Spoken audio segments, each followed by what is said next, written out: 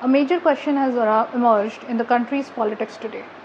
The leader of opposition, Rahul Gandhi, has called the Prime Minister and Home Minister traitor. But the question arises, what is the definition of traitor? Today, we'll not go into the politics of the past generation. We'll only talk about the recent statement and events involving Rahul Gandhi and the Congress, which themselves raise the serious question. Are these examples of the patriotism? You decide. First, meeting with Ilhan Omar, September 2014, Rahul Gandhi met Ilhan Omar during his US visit. Ilhan Omar is widely known as a ISI puppet and has continuously made anti-India remarks. What message does such meeting send? Second, supporting the Tukde Tukde gang. Instead of opposing those who spoke about breaking India into pieces, Congress support them and include them in the party. Does this not amount of supporting the Tukde Tukde gang?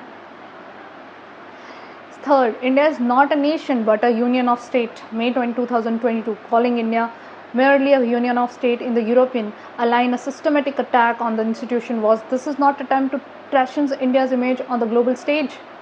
Fourth, meeting Chinese ambassador during the Doklam standoff July 2017. When the tension between India and China were at the peak, Rahul Gandhi held a secret meeting with the Chinese ambassador. This created a huge political controversy at the time. Mr. Gandhi, who was the traitor then. In 2023, he spread a misinformation claiming that China had captured the entire Ladakh region, a claim that was false. It was Chinese narrative. Doing this, did he not questioning the country's army and security forces? Second, using word "Khoon ki dalali" for the Prime Minister of this country. When India was teaching Pakistan a lesson, was that not an insult to our soldiers and Prime Minister? Then who's the traitor?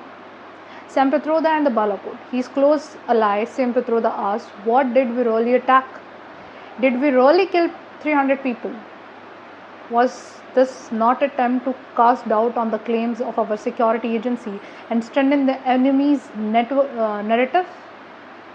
Now comes the shadow of the foreign forces. Bharat Jodo Yatra and George Soros.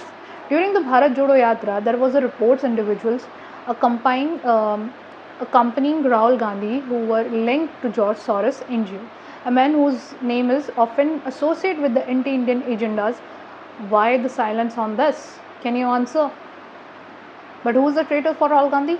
Prime Minister Narendra Modi. Comment on a Sikh.